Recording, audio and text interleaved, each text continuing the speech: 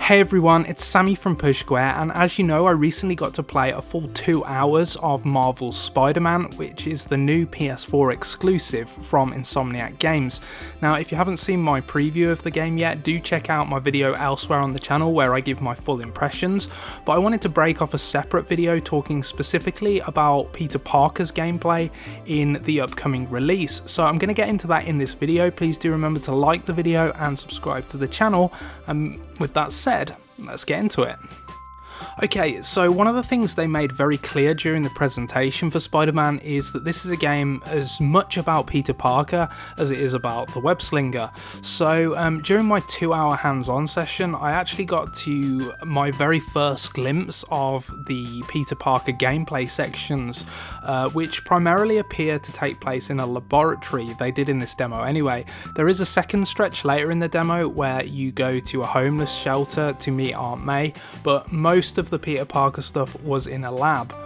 Now, the first thing that's different about Insomniac Games' Spider-Verse is that Parker is actually a fledgling scientist, as opposed to a journalist, which he is in the comic books and movies and stuff. So in this world, it's actually MJ Watson who works for the Daily Bugle. And there's one early mission in the game that sees you swing your way to work, and once you enter the office, you'll automatically switch out of Spider-Man's attire and you'll put on your lab coat and become Peter Parker again. Now, from what I saw, and do remember that I only got to play the first 2 hours, but there are a couple of elements to the Peter Parker gameplay that I saw.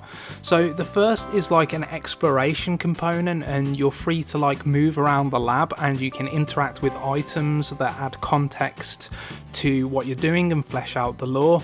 Now, this is almost Quantic Dream in a way, except it's not as thoroughly detailed. There aren't as many things that you can click on and interact with, but you're like looking at photographs, you're looking at magazine covers, and Peter Parker will speak about them and what they mean, and that sort of builds up the kind of universe and the fiction. I was quite impressed with actually the number of things that you could look at and interact with. But the main thing, the second component to the Peter Parker gameplay is these kind of mini scientific puzzles. Now, the first of these that I saw in my demo, it worked a little bit like Pipe Mania. So essentially, you're presented with a circuit board and you need to use rotatable pieces to guide a kind of line of power from one point to another. Now, you only have a certain number of pieces that you can use, and they're obviously different shapes and stuff. So there's definitely a puzzle element to this, and later on you actually need to pay attention to the flow of the circuit, and you also need to use specific pieces to properly signal boost the charge.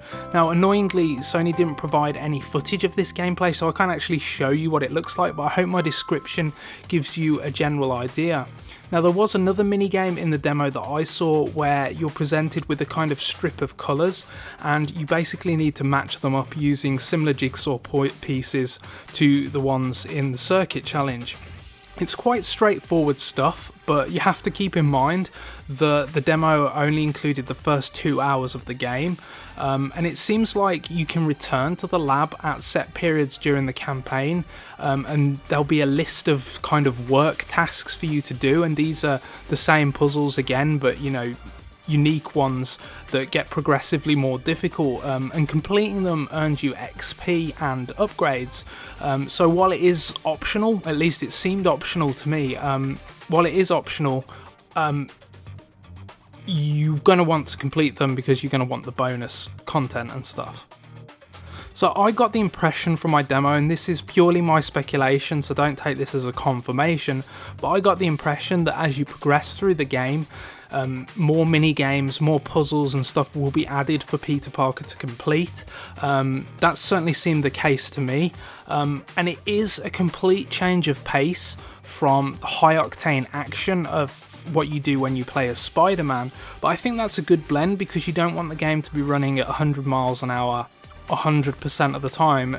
It gives you a nice change of pace, and I'm really interested to see how these more grounded sections where you're playing as Peter Parker both evolve, and also how they add to the overall storyline, because Insomniac was very clear that this game is as much about Peter Parker as it is about Spider-Man. So I want to see how the two disparate kind of worlds of these, you know, they're obviously the same character, but they're doing different things and they're involved with different characters and stuff. I want to see how that contributes to the overall storyline. That's something that obviously we're all going to have to wait until 7th of September to see.